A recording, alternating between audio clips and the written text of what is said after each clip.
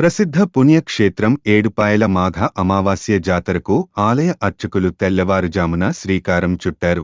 ఏడుపాయలలో ఉత్తర వాహినిగా ప్రవహించే మంజీరా నదిలో పవిత్ర స్నానాలు చేస్తే పాపాలు తొలగిపోతాయని భక్తుల విశ్వాసం. ఈ మేరకు మాఘ అమావాస్య రోజు ఏడుపాయల్లో పవిత్ర స్నానాలు చేసేందుకు తెలంగాణలోని వివిధ జిల్లాలు, ప్రధానంగా జంట నగరాలైన సికింద్రాబాద్, హైదరాబాద్తో పాటు పొరుగున ఉన్న కర్ణాటక, మహారాష్ట్ర నుంచి సుమారు 1,00,000 మంది భక్తులు తరలి వస్తారని అంచనా. ఈ మేరకు ఆలయ ఈవో అన్ని ఏర్పాట్లు చేశారు. భక్తులు స్నానాలు చేసేందుకోసం సంగారెడ్డి జిల్లాలోని సింగూర్ ప్రాజెక్టు నుంచి ఈ నెల 25న 0.35 టీఎంసీ నీటిని విడుదల చేయగా ఆ నీరు చేరికతో ఏడుపాయలలోని ఘనపూర్ ఆనకట్ట పూర్తిగా నిండుకుండలా మారింది.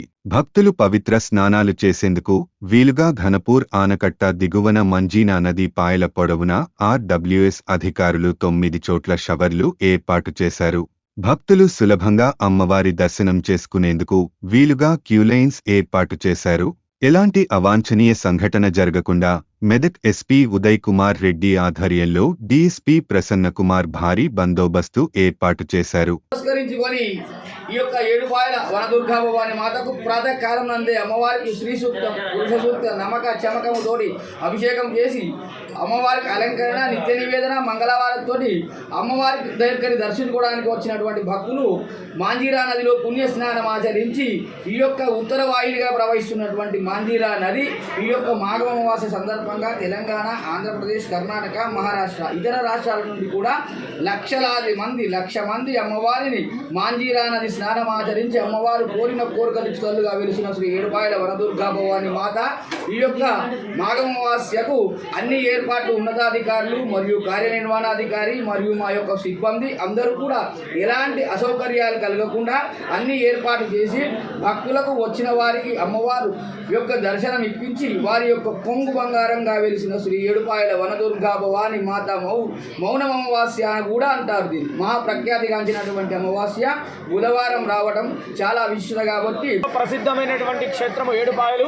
మంజీరా నది 7 పాయలుగా చీలి కొండరాళ్ల మధ్య, గుట్టల మధ్య ఒక బండకు స్వయంభూగా వెలిసినటువంటి తల్లి ఈ వనదుర్గా అమ్మవారు.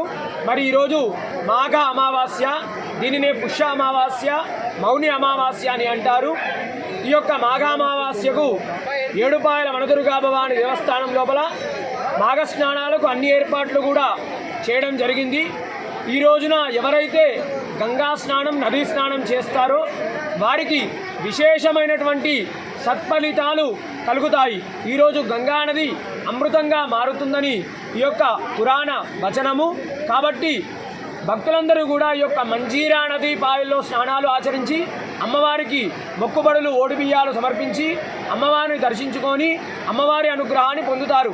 ఈ రోజున ఒక తెలంగాణ రాష్ట్రం నుండే కాకుండా ఆంధ్రప్రదేశ్, కర్ణాటక, మహారాష్ట్ర ఇతర రాష్ట్రాల నుండి కూడా భక్తులు లక్షలాదిగా వచ్చి అమ్మవారిని దర్శించుకుంటారు. ఈ రోజున ఇంచుమించుగా సుమారుగా 2 లక్షలకు పైగా వచ్చి అమ్మవారిని